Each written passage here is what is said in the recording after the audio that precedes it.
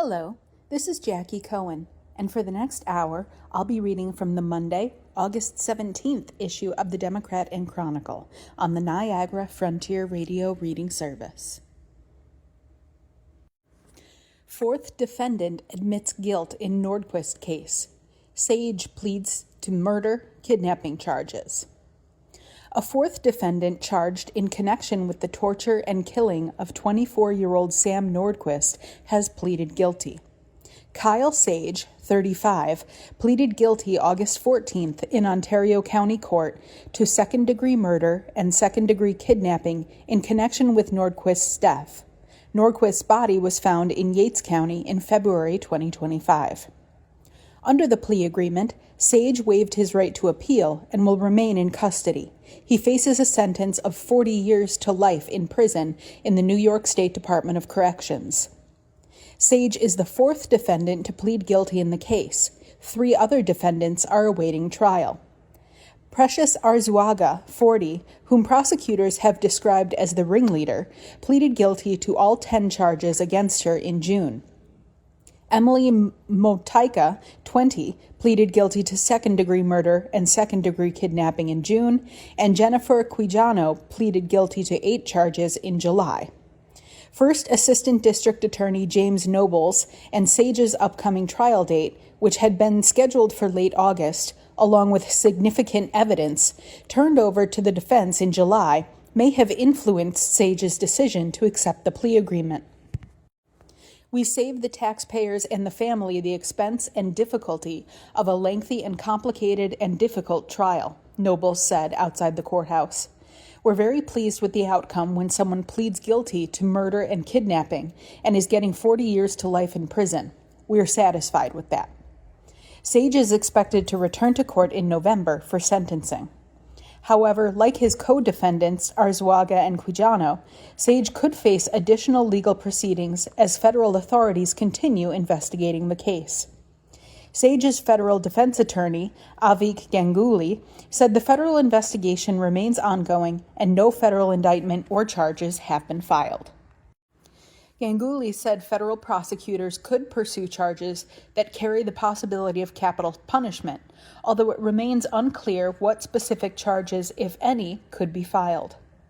All I can say at this point is that on the federal side, the charge that would result does meet the criteria, in the U.S. Attorney's opinion, for capital prosecution and potential death penalty, Ganguly said August 14th. Federal authorities can pursue charges when alleged criminal conduct violates both federal and state law. The U.S. Attorney's Office works with state and local law enforcement to determine whether federal charges are appropriate. Ganguly said the U.S. Attorney's Office has not made any promises to Sage or the other defendants about whether their state guilty pleas could affect potential federal charges.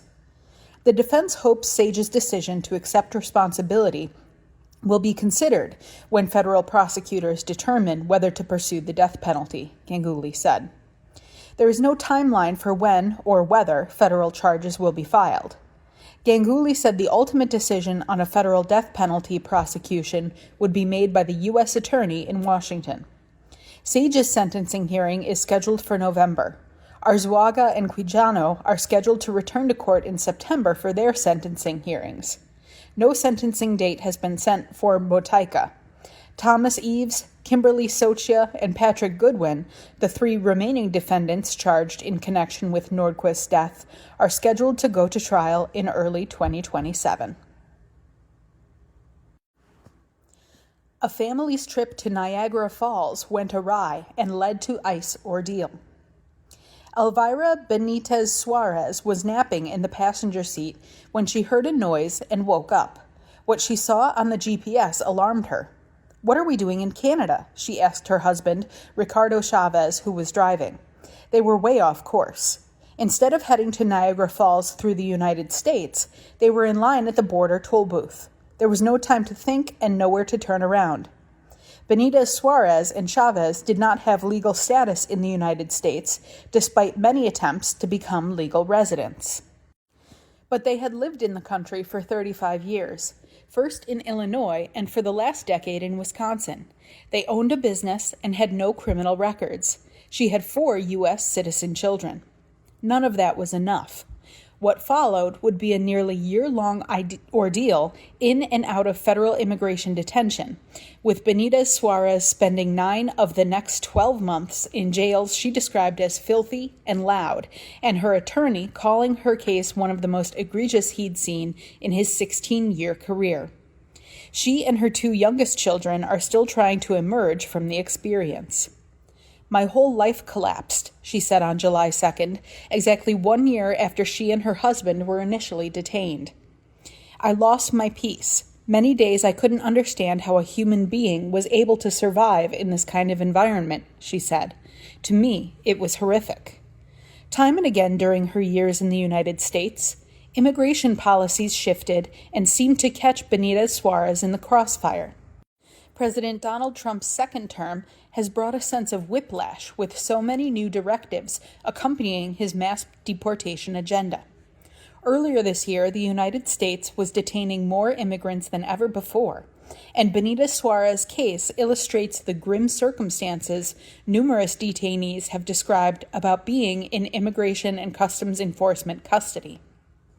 A spokesperson for ICE said any claim of poor conditions in detention centers is false, in all caps, for emphasis.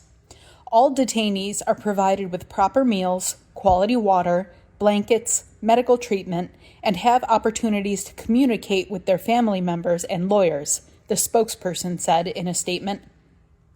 The statement went on to say, "Ensuring the safety, security, and well-being of individuals in our custody is a top priority at ICE." Benitez Suarez, 51, said she is speaking out now to call attention to what happened to her and to the women she met in detention. "I'm not afraid because I'm not lying," she said. "Sometimes you've got to say something." Benitez Suarez wrote her thoughts out about Trump administration policies that tear families like hers apart, a violation of a consequence she labeled immoral and a violation of human dignity, and read them aloud at the end of an interview. "We are immigrants who have come to work to serve this great nation and to contribute to the economy every day," she said. "What is the reason for such cruelty? What is the point of hurting mothers and fathers in such a cruel way? What is the point of hurting entire families?" Benitez Suarez grew up poor in Michoacan, Mexico. She rarely had shoes and often went to bed hungry. The soles of her feet burned in the heat. When she was 12, her mother died, and her alcoholic father turned his physical abuse onto her, she said. She crossed the border into the United States at age 15, taking her 6-year-old sister along. "I was just trying to escape from the life that I was having," she said. "I wanted to find a better life for me, a safe home, a safe place." She didn't realize at the time she was breaking the law, she said. Benitez Suarez and her sister made it to Elgin, Illinois, and she began building a life, working mostly in restaurants. She became a mother and a wife. All along, she tried to get legal status, hiring lawyers, trying different avenues, she said. At first, she hoped Chavez could get a green card through his father, who is a U.S. citizen. Chavez applied in 1990 and waited for years, then decades. It never panned out. Benitez Suarez figured she'd wait for her 2 oldest daughters, who are now adults, to turn 21 and petition on her behalf. But because she was present in the United States without authorization, she'd have to leave the country and would be barred from returning for 10 years. Returning to the place she was abused and being away from her kids was out of the question, she said. In 2019, Benitez Suarez's father-in-law again petitioned for her husband to become a permanent resident. 2 years later, the government granted Chavez a green card, but mailed it to an old address. By the time the couple discovered the mistake and called for a new one to be mailed out, they were told they would have to resubmit their paperwork and go through the process again. Bureaucratic mistakes are typical for immigration agencies, said Benitez Suarez's current attorney, Mark Christopher. He's gone to immigration hearings, waited, and later been told they've been canceled. He'll get the cancellation notice 2 days later. or he'll get a notice that a hearing date was changed after the new date has already passed. If Chavez had received that green card in the mail around 2021, the couple likely never would have been detained last year at the border, Christopher said. They both could have been legal residents by 2022 or 2023. After the mailing mix-up, the couple continued life in the shadows. But that's not to say they were hiding. They ran a professional painting and cleaning business in Sheboygan, Wisconsin. They were involved in their church. We try to live a life abiding by the laws.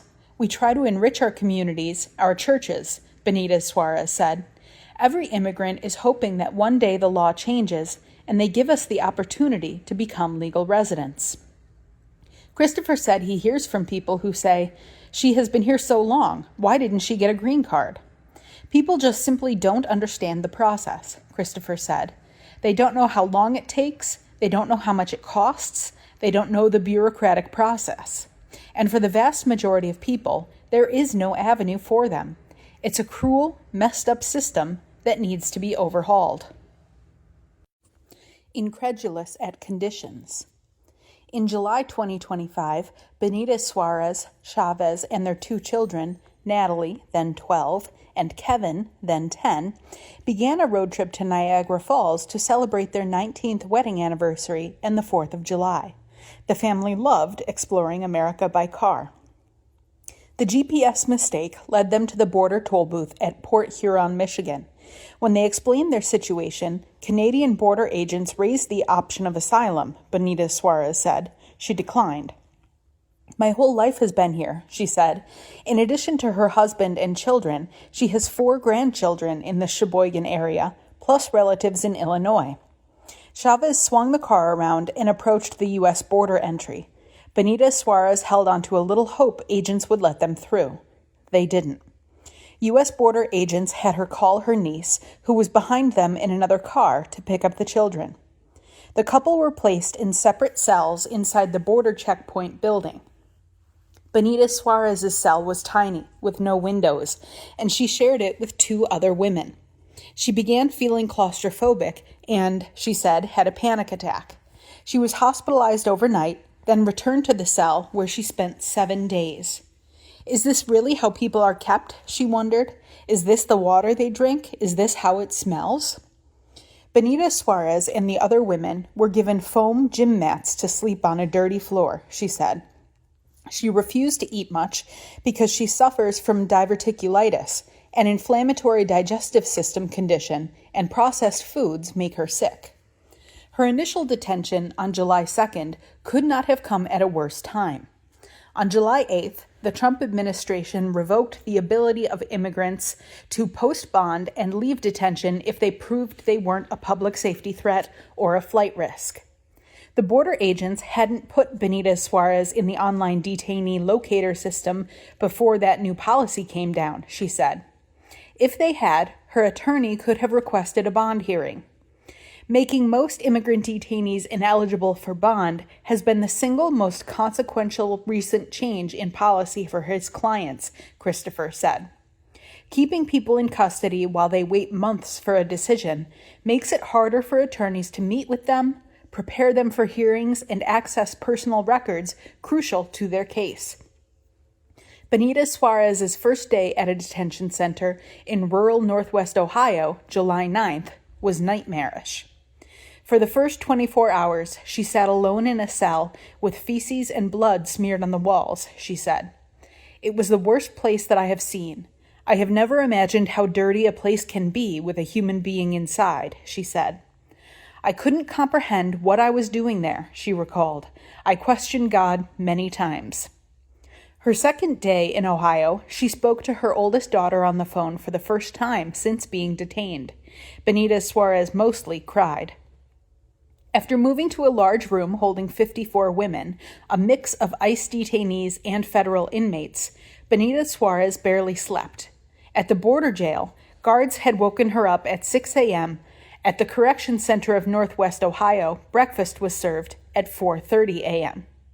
The noises throughout the night and into the morning, heavy doors slamming shut, toilets flushing, people shouting, triggered her anxiety. She'd wake up shaking from a sound then be unable to calm down and rest. Her mental and physical health declined. You are listening to a reading of articles and features from the Democrat Chronicle on the Niagara Frontier Radio Reading Service. Benita Suarez, who attends a Pentecostal church, spent much of her time leading Bible studies for other detainees. She requested a Spanish-language church service, and the center brought in a minister to lead it. She invited more women to join her there. They formed a strong team of ladies, she said. Sharing my faith gave me a lot of strength to survive, with the hope that I was not going to be there a long time, that I was going to leave that place one day, she said. In early November, 4 months after the border detention, an immigration judge in Ohio ruled in Benita Suarez's favor and said her children would experience extreme hardship if she were deported. Her youngest daughter was already suffering serious mental health consequences while Benita Suarez was detained, her attorneys said in court. The judge said Benita Suarez could be granted a green card, but then she was kept in detention for another month and a half because the ICE attorneys said they were waiting for local officials to run her fingerprints through a background check. The border agents at Port Huron had already taken her fingerprints and put them into the shared federal system. Officials claimed they didn't have time to run her background check and resolve the matter, but that was absurd, Christopher said. You already have it. All you have to do is look it up and punch it in, and you'll get it back instantly, he said. Benita Suarez was desperate. She'd seen other detainees go to court and be released days later. All she wanted was to go home to her family. Eventually, an Ohio immigrant advocacy group publicly called attention to the delay with a news conference. At a local county commissioner's urging, members of the detention center's board arranged for the background check to be completed. On December 19th, more than 5 months after the border arrest, authorities released her. She had about 3 months at home recovering with her children. Then the nightmare started anew. At ICE appointment, a shock. The federal government had 30 days to appeal the judge's decision. Once the last day passed, Christopher called Benita Suarez and told her the good news. She could get the green card the judge had permitted. But days later, Christopher received a letter in the mail, backdated to that last possible day. The government was appealing. Her green card was on hold. Christopher reassured her it was fairly typical and she wasn't too worried. Benita Suarez and her family had just begun returning to a sense of normalcy, trying to recover all those months that we were separated, she said. When she left the house for an errand, she had to reassure her 2 youngest children she was coming back. In early March, ICE asked Benita Suarez to go to 2 appointments at its Milwaukee office. The first, March 6th, was simple. Agents took her picture for a new work permit. On March 10th, she expected ICE to confirm her contact information in a short appointment and be done with her. Christopher went with her just in case. Nothing seemed amiss, and she was told to return in August for a check-in. Then, as Benita Suarez and Christopher were heading out, an ICE officer called her back. Christopher was running late for an appointment and had to leave. The officer said he just needed her for 2 minutes. Separated in that moment from her attorney, the officer led her into a garage-like area where several other immigrant detainees were waiting. Her stomach dropped. Am I losing my freedom again? She thought, panic rising. She was scared, furious, and in total disbelief. As the officer questioned her, she pushed back. You don't have a warrant for my arrest. The judge already granted me my residency. Why am I being held? He disregarded her concerns, she said, and put her in holding. A few hours later, the officer returned with an arrest warrant. My soul left my body, she said. She thought of her kids and how she had promised she'd return home after the appointment. She thought of the claustrophobia and grime likely awaiting her in another jail cell. Lost in her alarm, she eventually didn't even register what the officer was saying to her. By late afternoon, the ICE staff was rushing to get Benita Suarez and about 26 others onto a bus and out of the Milwaukee office, which doesn't typically hold people overnight. Shackled at their hands and feet, the detainees sat on metal seats with no seatbelts, she said. The first bus took the group to ICE's Broadview facility near Chicago. The driver was reckless, she said, speeding on the highway's right shoulder over rumble strips and twice narrowly avoiding crashes. Benita Suarez spoke up. "Are you trying to kill us? You have to be more careful." A second bus took her to a sheriff's office somewhere in Indiana, arriving after midnight. Benita Suarez ultimately landed in Campbell County Detention Center in Kentucky, just south of Cincinnati. At first, she was in a cell with 9 people. The showers were private, and she had some peace. Then plumbing issues forced the women into one large barrack-style room that slept 80. Everyone shared 4 showers and 10 toilets. The showers were moldy, and bugs climbed out of the drain and flew around, she said. The toilets were out in the open. To use them, she had to undo her orange jumpsuit in front of other detainees and any male guard in the room. Still, she kept speaking up. She asked jail staff to fix the water temperature, which she considered too hot. She pushed for access to food she could eat, given her health condition. In Milwaukee, Christopher began calling attention to her case. "What purpose does this really serve?" he asked at a news conference. "What are we accomplishing by keeping this mother of 4 separated from her children at our own taxpayer expense? What does it say about us as a country and us as a society?" In Kentucky, Benita Suarez's attorney asked a federal judge to rule her detention was illegal and release her. That type of request, known as a habeas corpus petition, has spiked in recent months as many immigrants stay for long periods in detention without the chance for bond. In May, a federal appeals court handed down a ruling that made Benita Suarez and other immigrants who'd lived in the United States a long time eligible for bond.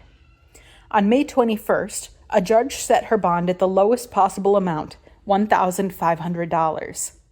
On May 26th, nearly 3 months into her second detention, Benita Suarez paid it and walked out of the center. Her phone battery was dead, and it was raining. Jail staff said she could walk to a nearby fast food restaurant and wait for someone to pick her up. Inside, she used a stranger's phone to call her husband and daughter. That night, in a hotel, she felt safe and free. Renewing the quest for citizenship. Once Chavez was home, having spent 6 months in ICE custody himself, he tried again to apply for a green card. He called several times to confirm his current address, but again, the agency mailed the green card to the old address. This time, their former landlord picked it up from the current tenants, and Chavez finally received it. Benita Suarez's status remains in limbo because ICE appealed the Ohio immigration judge's decision to grant her a green card. The federal board that rules on those appeals could take 2 years to return a verdict. That is how immigration works, she said. If Benita Suarez loses that appeal, Christopher's backup plan is to have her daughter petition for a green card for her mother.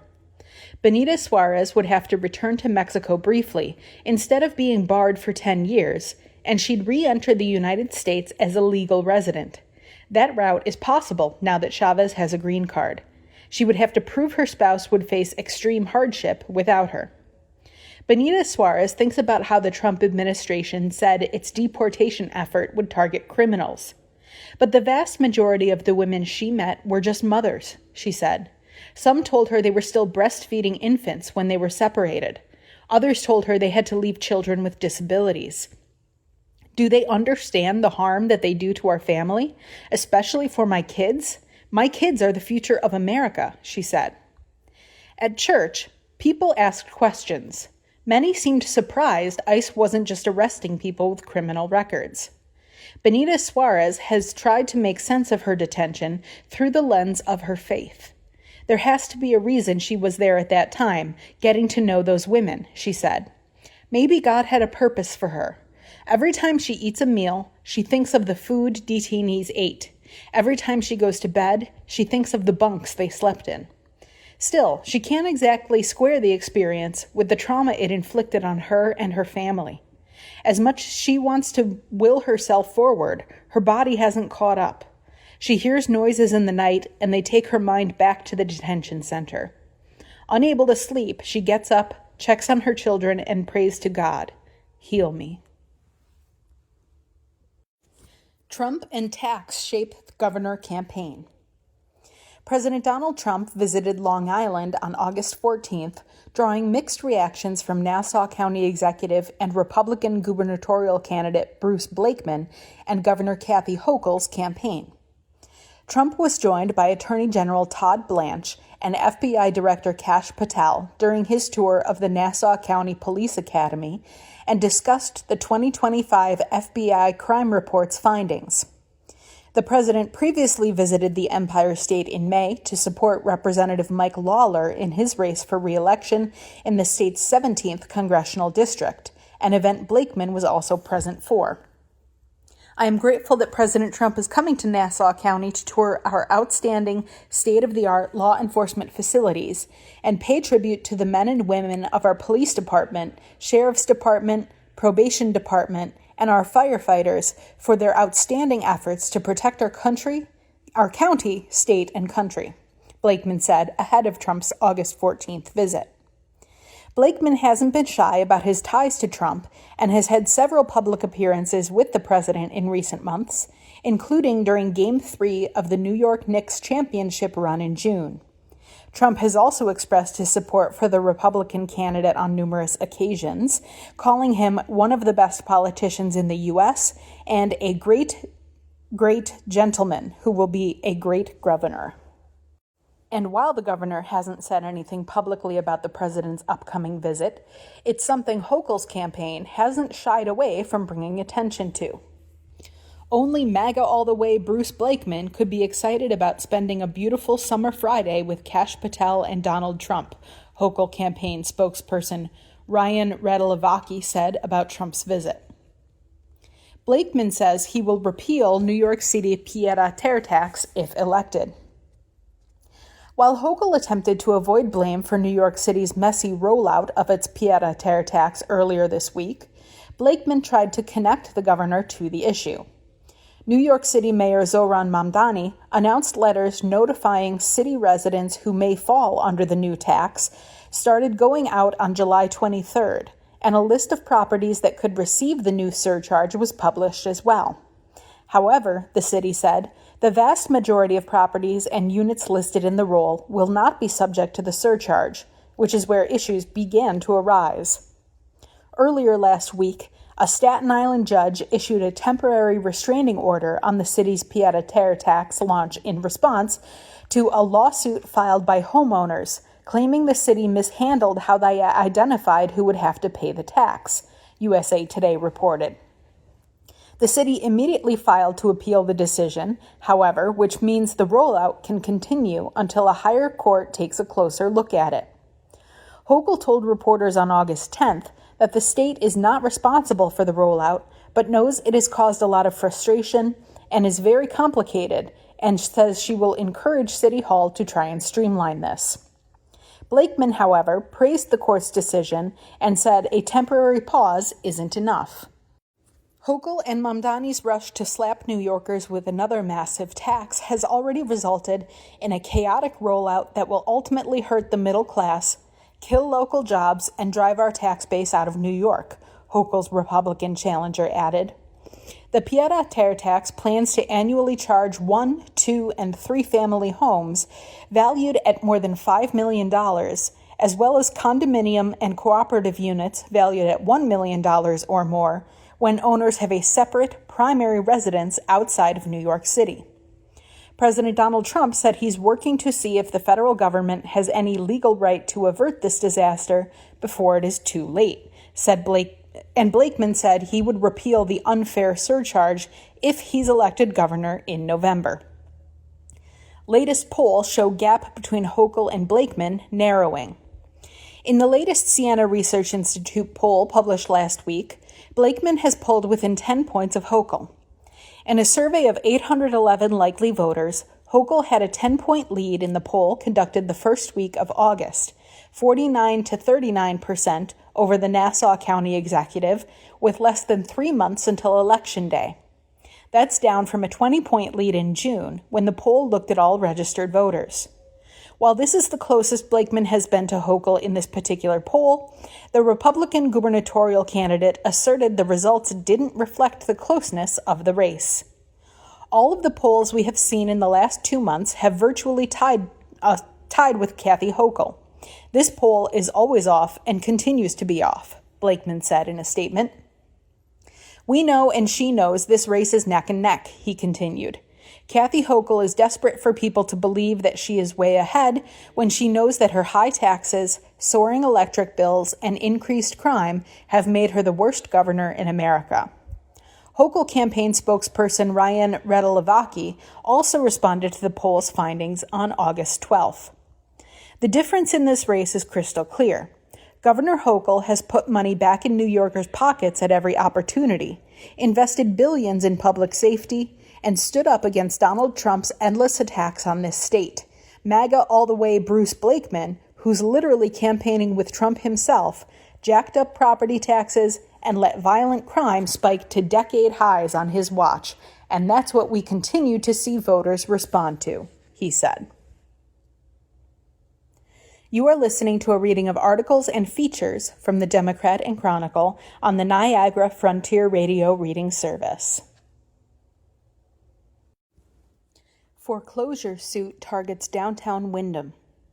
Cogent Bank has filed a foreclosure lawsuit seeking to force the sale of the Windham Hotel in downtown Rochester, alleging the property's operators defaulted on more than $6 million in loans.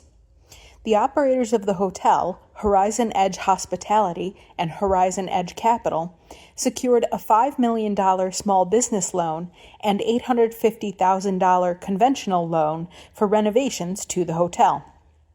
Both loans were executed in April 2024 and are now alleged to be in default. Cogent Bank said Horizon Edge Hospitality defaulted on the loans and then later defaulted on a forbearance agreement in May 2026, which was intended to give them more time to pay on the debt. The bank is claiming a total of $6.3 million, including $5.4 million on the small business loan and $898,880 on the conventional loan. Cogent Bank is seeking foreclosure and sale of the property, priority payment of the debt from the sale, and a deficiency judgment if the sale doesn't cover the debt. In a reply, the defendants denied the allegations, including the amount owed and being in default on the loans. There are a number of defendants in the lawsuit that include the State Department of Taxation, U.S. Foods, HD Supply Facilities Maintenance, and Ambrose Mechanical Services Corp. The downtown Windham Hotel was temporarily shut down on June 12th, a move Rochester Mayor Malik Evans called a last resort after management failed to address nearly 24 critical fire and building code violations.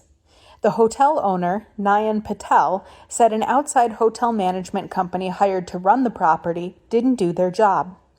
The hotel became a Wyndham in January 2025 and was previously a Holiday Inn. It was first constructed in the late 1960s. It's also famously the hotel where David Bowie was busted in a suite on marijuana charges after performing at the Community War Memorial, now Blue Cross Arena. 11 charged in sham marriage scheme. 11 people have been charged in an alleged nationwide marriage fraud scheme that prosecutors say orchestrated more than 1,000 sham marriages over more than a decade to help foreign nationals obtain lawful permanent resident status in the United States. The 2-count indictment was unsealed August 12th in the Southern District of New York. Federal authorities said 10 of the defendants were arrested and were arraigned in federal court in White Plains.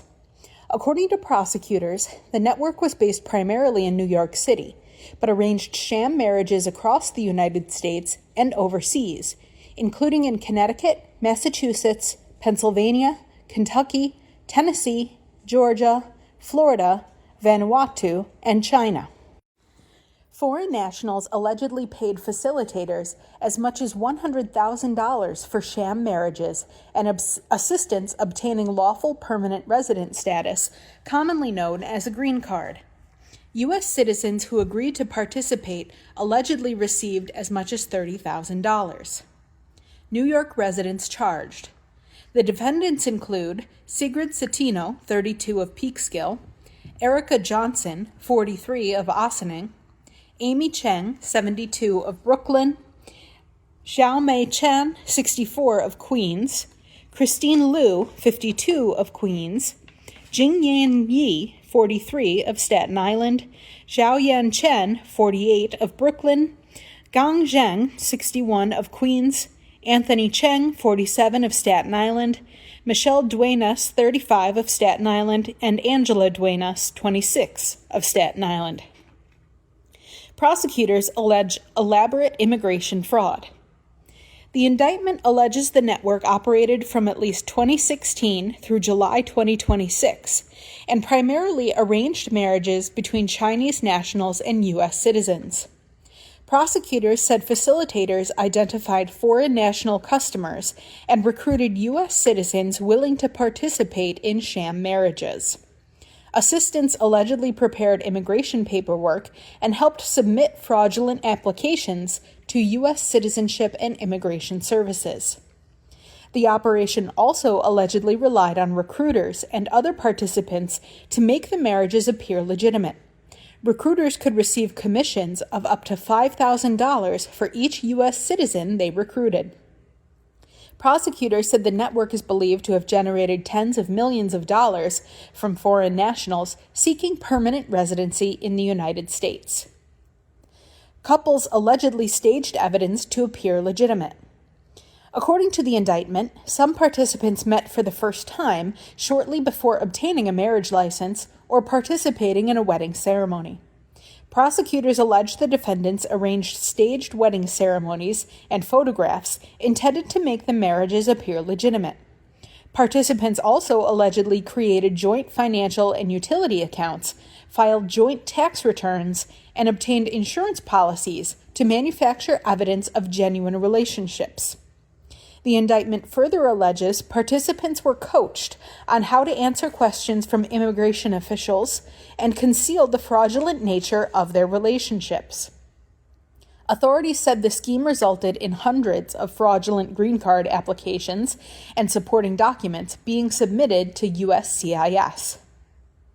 Defendants face federal charges. Each defendant is charged with conspiracy to commit marriage fraud and immigration fraud, which carries a maximum sentence of 5 years in prison upon conviction. They are also charged with conspiracy to encourage the unlawful residence of aliens in the United States, which carries a maximum sentence of 10 years in prison upon conviction. The investigation involves Homeland Security investigations, the FBI, USCIS, the U.S. Army Criminal Investigation Division, and the Westchester County District Attorney's Office. Judge orders Buffalo Road warehouse tenants to stop work. Businesses operating inside a Buffalo Road warehouse must temporarily cease operations because of critical fire safety concerns, a state Supreme Court justice ruled August 12th. City officials asked the court to intervene after they said the warehouse owner failed to fix non-working fire sprinklers, alarms, and a suppression system for more than a year and ignored an order to vacate last month. The city argued the warehouse posed a significant fire risk because of highly combustible materials stored inside, including pallets, flammable liquids, and industrial quantities of wood and paper. The warehouse at 110 Buffalo Road in Rochester contains an auto repair shop and recently became a new manufacturing and storage plant for Pallet Express Corp., whose previous warehouse on Lyle Avenue burned in a 5-alarm blaze June 9th.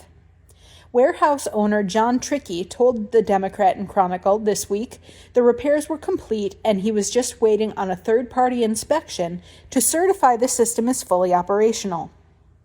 Trickey said he expected to hand in those results August 14th.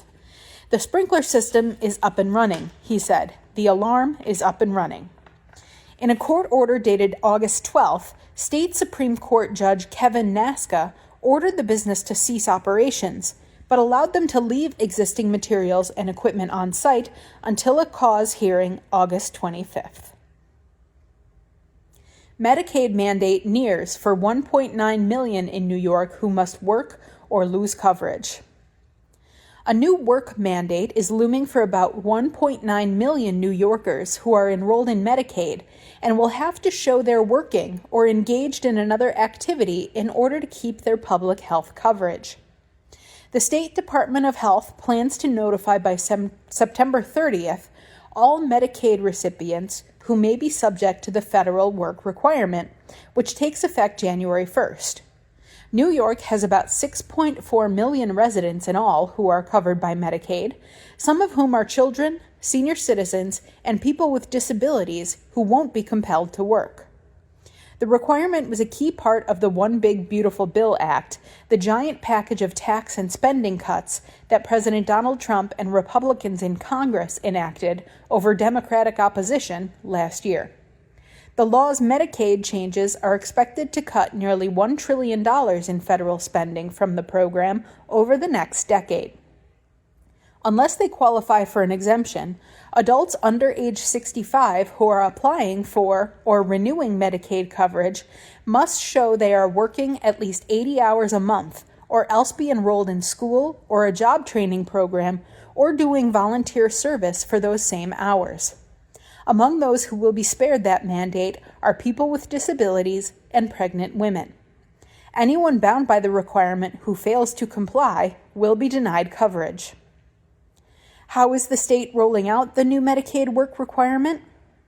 New guidelines about the approaching work mandate were posted online on August 10th by New York State of Health, the Department of Health division that oversees Medicaid and other health plans. The office is sending out notices by mail and email explaining to recipients how to comply and possible reasons they could be declared exempt. The requirement kicks in for new signups right away when it takes effect on January 1st. Those enrolled before then will have to show they're in compliance the next time they renew their coverage. For some, that could come as early as March 1st. The 2025 federal law also mandated more frequent Medicaid renewals to check if recipients still qualify. Starting January 1st, most adults under age 65 must renew their coverage every 6 months instead of once a year to verify that they meet the program's eligibility requirements, including the new work mandate. Court fight over medically frail exemption. The law excluded those deemed medically frail due to physical or mental conditions that prevent them from working, including those undergoing complex medical treatment.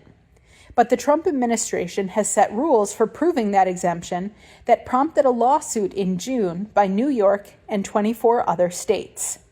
The states are trying to force changes, arguing the rules are excessive and will make it harder for states to identify people who qualify as medically frail and harder for recipients to prove they are. They warn that people who need Medicaid and can't work may lose coverage solely because they couldn't secure the necessary paperwork. The case is pending in federal court in Massachusetts. In an announcement of the case in June, New York Attorney General Letitia James's office said the Department of Health had estimated at least 475,000 New Yorkers could lose Medicaid coverage due to the work requirement and more frequent eligibility checks. Federal law forced to roll back in New York's Essential Plan. The Medicaid changes enacted last year have already cost about 450,000 New Yorkers their health coverage through another program known as the Essential Plan. Facing a huge funding loss due to the 2025 federal law, state officials were forced to shrink Essential Plan enrollment by undoing the expanded eligibility they had put in place just 2 years earlier. The Essential Plan offers full coverage with no premiums and some copays to New Yorkers with low incomes just above the cutoff to qualify for Medicaid. Nearly 1.4 million are enrolled now after the income eligibility was lowered on July 1st. Those who lost their coverage due to federal cuts have until August 30th to enroll in a private plan through the state-run insurance exchange, if they could afford it, and be covered retroactively back to July 1st. How many have done so is unclear. Politico reported in mid-July that roughly 225,000 former Essential Plan enrollees were now uninsured. You are listening to a reading of articles and features from the Democrat and Chronicle on the Niagara Frontier Radio Reading Service. Clinton tells grads to keep score on their own terms. Former President Bill Clinton delivered the commencement address August 14th at the Golisano Institute for Business and Entrepreneurship graduation ceremony in Rochester, attended by about 450 guests. Clinton's message to the students focused on embracing opportunities and keeping score in your life.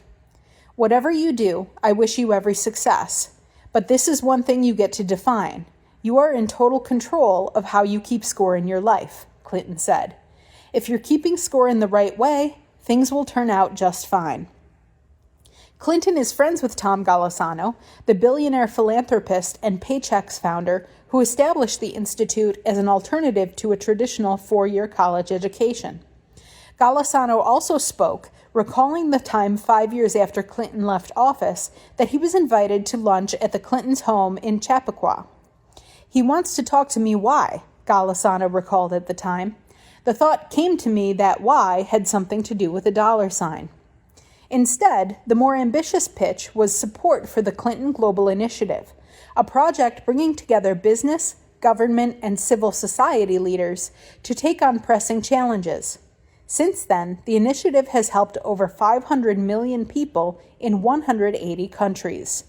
The former president has come to Rochester several times over the years. 55 students received credentials, including 10 from the inaugural cohort of the Artificial Intelligence and Business program. Each student received a custom Golisano Institute blazer from local clothier Adrian Jules along with their credential. The Golisano Institute held its first commencement in August 2025. In brief, Palmyra man, 74, identified as victim in fatal logging truck crash. A 74-year-old Palmyra man has been identified as the person killed in a one-vehicle crash involving a logging truck last week, according to New York State Police. George R. Zimmerman of Palmyra was driving a 2023 Kenworth logging truck south on State Route 21, south of Temple Road, at about 4:49 p.m. August 10th, when he failed to negotiate a curve, police said. The truck left the roadway, overturned, and came to rest near a large boulder. Zimmerman was pronounced dead at the scene. New York State Police are continuing to investigate the crash. Naples sets meeting for County Road 12 culvert work. An old culvert on County Road 12 in Naples is in need of replacing. A public information meeting is scheduled for 5 to 6 p.m. Wednesday, August 26 for this culvert replacement project. The meeting will be held at the Naples Village Annex, 106 South Main Street. The existing culvert, which is approximately 75 years old, is approximately 500 feet north of the intersection of Old Rhine Street and County Road 12. The crews plan to replace the culvert in 2027. The culvert conveys a minor tributary of Naples Creek and is severely deteriorated in several locations, according to county officials. The construction, which will run from April to October, will take place in one phase, and motorists will be able to use State Route 21 as a detour. Residents living on this section of County Road 12 will have access to their property. Documents illustrating the proposed project are on the county's website at ontariocountyny.gov. The project is expected to go to bid in early 2027. Assistant principal appointed in Marcus Whitman School District. The Marcus Whitman Central School District has a new K-12 assistant principal. Before this appointment, Christina Sykes had served in a variety of roles, including high school science teacher, STEM instructional coach for grades 6 through 12, and school administrator. Sykes served as principal of the Ontario County Summer Academy for the past 2 years. Outside of school, Sykes enjoys spending time with her husband Mike and their 3 children, Lily, Bella, and Jax. The family enjoys boating on Canandaigua Lake, skiing at Bristol Mountain, and staying active in their community. Wood Library exhibits artworks of Canandaigua couple. A Canandaigua husband and wife will share the billing for an art exhibit at Wood Library. A Family Affair features the works of Tina and Peter Blackwood through September 18th. A Meet the Artist reception with refreshments is planned for 1 to 3 p.m. Saturday, August 22nd. Tina Blackwood has been an avid needle felter and pebble artist since her retirement from teaching. Her original designs are presented in a whimsical manner. Peter Blackwood has been an avid nature and landscape photographer for many years, and since his retirement from nursing has presented work at various venues and galleries. His avian photography is featured in this exhibit. Both are active members of the Ontario County Arts Council. Waterview Heights to shut down after violations. Waterview Heights Rehabilitation and Nursing Center will be shutting down after being hit for years with several violations, fines, and failed inspections. The Centers for Medicare and Medicaid Services terminated Waterview Heights' Medicare and Medicaid provider agreements this week, effectively forcing the facility to close. CMS said the termination takes effect August 25th and that the state will oversee the transfer of residents to other facilities. The termination comes after the New York State Department of Health ordered Waterview Heights to pay the full $560,000 fine for failing to do any corrective actions and continue another 60-day hold on admitting new residents. Assembly members Sarah Clark and Josh Jensen said in a statement that requiring the facility to close is unfortunately necessary. Despite those interventions and repeated opportunities to address these problems, ownership failed to make the meaningful changes needed to ensure residents were safe and receiving the quality of care they deserve, Clark and Jensen said.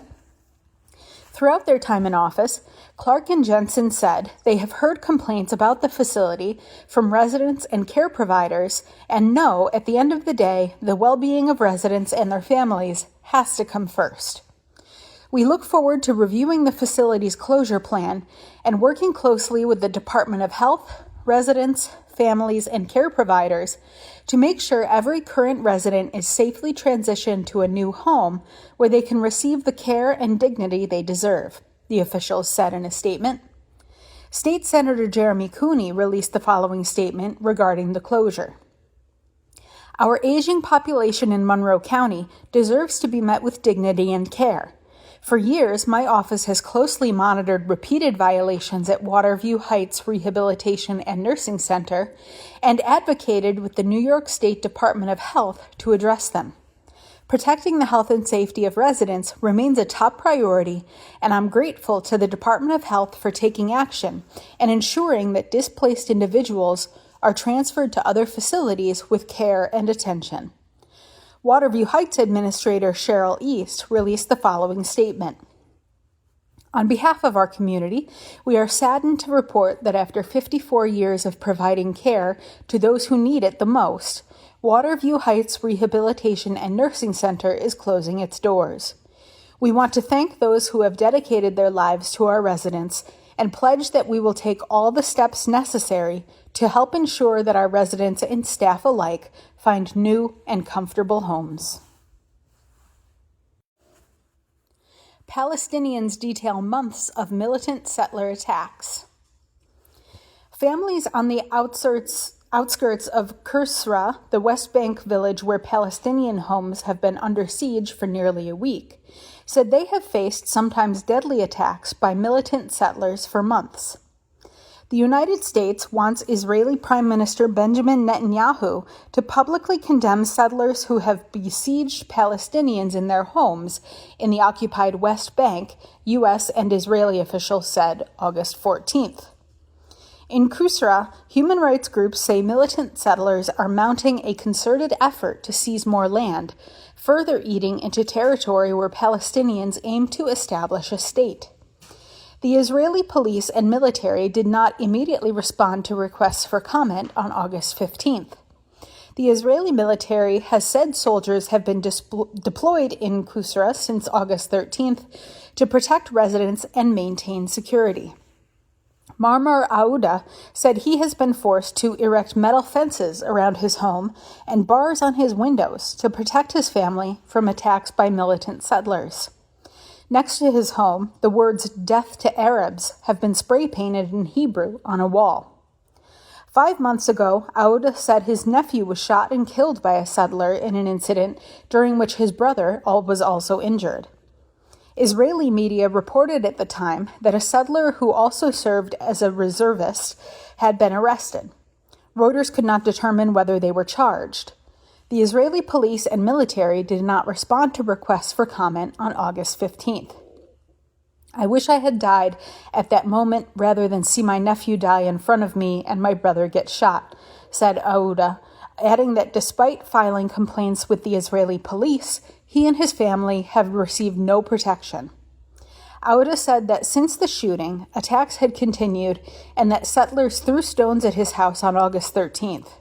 They want to expel us. They want to kill us, he said. Israeli rights groups have said settlers have been granted near impunity by Israel's far-right coalition government, which has supported significant settlement expansion in the West Bank.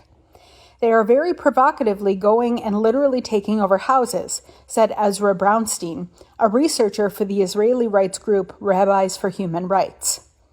U.S. Ambassador to Israel Mike Huckabee, a strong supporter of Jewish settlement in West Bank, on August 13th, condemned settlers besieging a Palestinian home. As of the end of June, more than 2,200 Palestinians had been displaced during the 2026 due to settler violence and other access restrictions, according to United Nations data.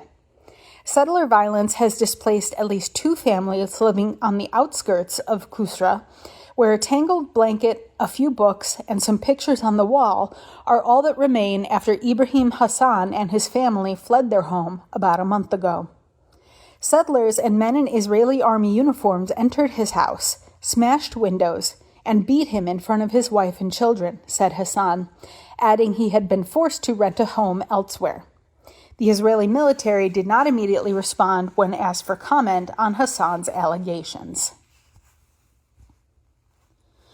You've been listening to a reading of articles and features from the Monday, August 17th issue of the Democrat Chronicle.